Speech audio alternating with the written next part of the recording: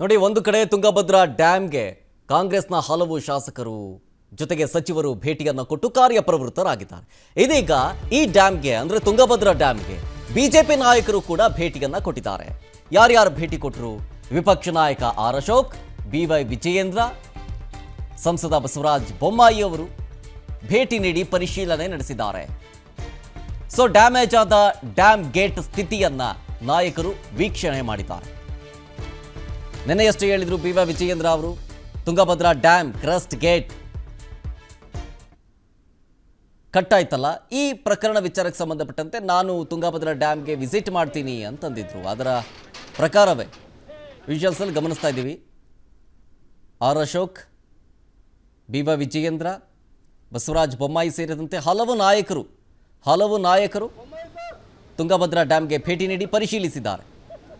ಜೊತೆಗೆ ಅಲ್ಲಿದ್ದಂತಹ ಅಧಿಕಾರಿಗಳ ಜೊತೆಗೆ ಸಿಬ್ಬಂದಿಗಳ ಜೊತೆಗೆ ಮಾಹಿತಿಯನ್ನು ಪಡ್ಕೊಂಡಿದ್ದಾರೆ. ಅದರ ವಿಜುವಲ್ಸ್ ಗಮನಿಸ್ತಾ ಇದ್ದೀರಿ.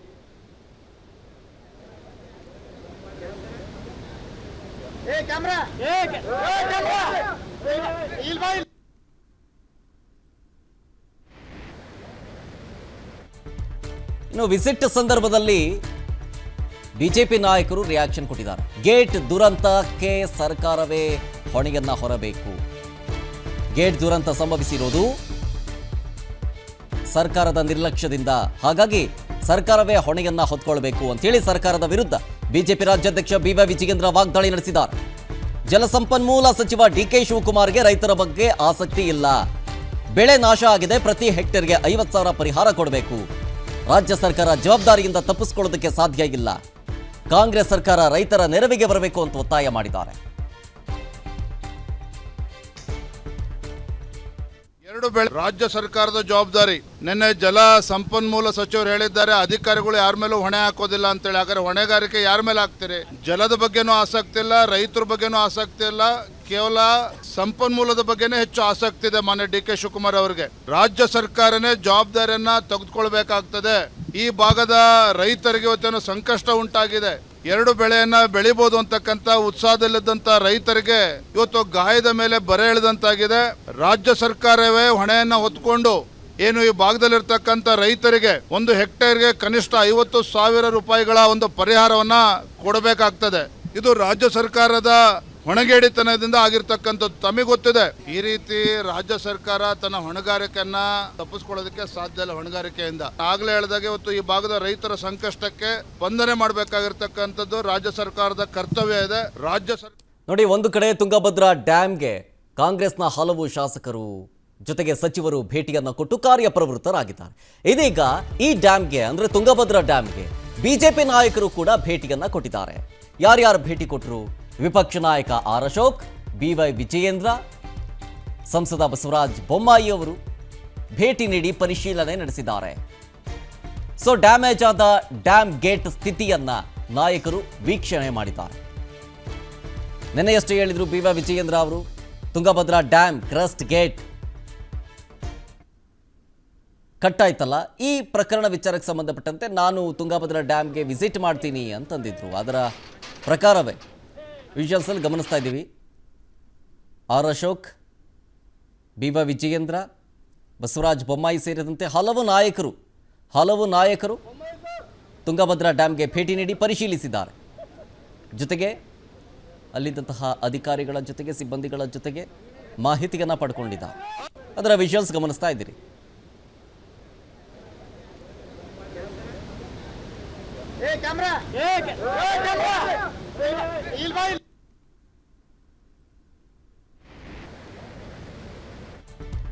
ಇನ್ನು ವಿಸಿಟ್ ಸಂದರ್ಭದಲ್ಲಿ ಬಿಜೆಪಿ ನಾಯಕರು ರಿಯಾಕ್ಷನ್ ಕೊಟ್ಟಿದ್ದಾರೆ. ಗೇಟ್ ದುರಂತಕ್ಕೆ ಸರ್ಕಾರವೇ ಹೊಣೆಯನ್ನ ಹೊರಬೇಕು. ಗೇಟ್ ದುರಂತ ಸಂಭವಿಸಿರೋದು ಸರ್ಕಾರದ ನಿರ್ಲಕ್ಷ್ಯದಿಂದ, ಹಾಗಾಗಿ ಸರ್ಕಾರವೇ ಹೊಣೆಯನ್ನ ಹೊತ್ಕೊಳ್ಬೇಕು ಅಂತೇಳಿ ಸರ್ಕಾರದ ವಿರುದ್ಧ ಬಿಜೆಪಿ ರಾಜ್ಯಾಧ್ಯಕ್ಷ ಬಿವೈ ವಿಜಯೇಂದ್ರ ವಾಗ್ದಾಳಿ ನಡೆಸಿದ್ದಾರೆ. ಜಲಸಂಪನ್ಮೂಲ ಸಚಿವ ಡಿಕೆ ಶಿವಕುಮಾರ್ಗೆ ರೈತರ ಬಗ್ಗೆ ಆಸಕ್ತಿ ಇಲ್ಲ. ಬೆಳೆ ನಾಶ ಆಗಿದೆ, ಪ್ರತಿ ಹೆಕ್ಟೇರ್ಗೆ 50,000 ಪರಿಹಾರ ಕೊಡಬೇಕು. ರಾಜ್ಯ ಸರ್ಕಾರ ಜವಾಬ್ದಾರಿಯಿಂದ ತಪ್ಪಿಸಿಕೊಳ್ಳೋದಕ್ಕೆ ಸಾಧ್ಯ ಇಲ್ಲ. ಕಾಂಗ್ರೆಸ್ ಸರ್ಕಾರ ರೈತರ ನೆರವಿಗೆ ಬರಬೇಕು ಅಂತ ಒತ್ತಾಯ ಮಾಡಿದ್ದಾರೆ.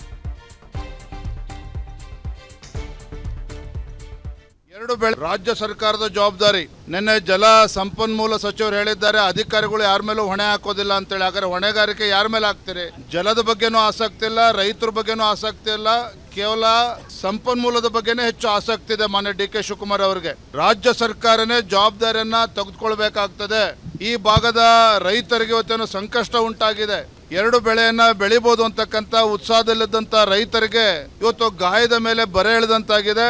ರಾಜ್ಯ ಸರ್ಕಾರವೇ ಹೊಣೆಯನ್ನ ಹೊತ್ಕೊಂಡು ಏನು ಈ ಭಾಗದಲ್ಲಿರ್ತಕ್ಕಂಥ ರೈತರಿಗೆ ಒಂದು ಹೆಕ್ಟೇರ್ಗೆ ಕನಿಷ್ಠ 50,000 ರೂಪಾಯಿಗಳ ಒಂದು ಪರಿಹಾರವನ್ನ ಕೊಡಬೇಕಾಗ್ತದೆ. ಇದು ರಾಜ್ಯ ಸರ್ಕಾರದ ಹೊಣೆಗೇಡಿತನದಿಂದ ಆಗಿರ್ತಕ್ಕಂಥದ್ದು. ತಮಗೆ ಗೊತ್ತಿದೆ, ಈ ರೀತಿ ರಾಜ್ಯ ಸರ್ಕಾರ ತನ್ನ ಹೊಣೆಗಾರಿಕೆಯನ್ನ ತಪ್ಪಿಸ್ಕೊಳ್ಳೋದಕ್ಕೆ ಸಾಧ್ಯ ಇಲ್ಲ. ಹೊಣೆಗಾರಿಕೆಯಿಂದ ಆಗ್ಲೇ ಹೇಳಿದಾಗ ಇವತ್ತು ಈ ಭಾಗದ ರೈತರ ಸಂಕಷ್ಟಕ್ಕೆ ಸ್ಪಂದನೆ ಮಾಡಬೇಕಾಗಿರ್ತಕ್ಕಂಥದ್ದು ರಾಜ್ಯ ಸರ್ಕಾರದ ಕರ್ತವ್ಯ ಇದೆ. ಅನುಕ್ಷಣದ ಸುದ್ದಿಗಳಿಗಾಗಿ ವಿಸ್ತಾರ ನ್ಯೂಸ್ ಯೂಟ್ಯೂಬ್ ಚಾನೆಲ್ ಸಬ್ಸ್ಕ್ರೈಬ್ ಮಾಡಿ. ಹೊಸ ಸುದ್ದಿಗಳ ನೋಟಿಫಿಕೇಶನ್ಗಾಗಿ ಬೆಲ್ ಐಕಾನ್ ಕ್ಲಿಕ್ ಮಾಡಿ.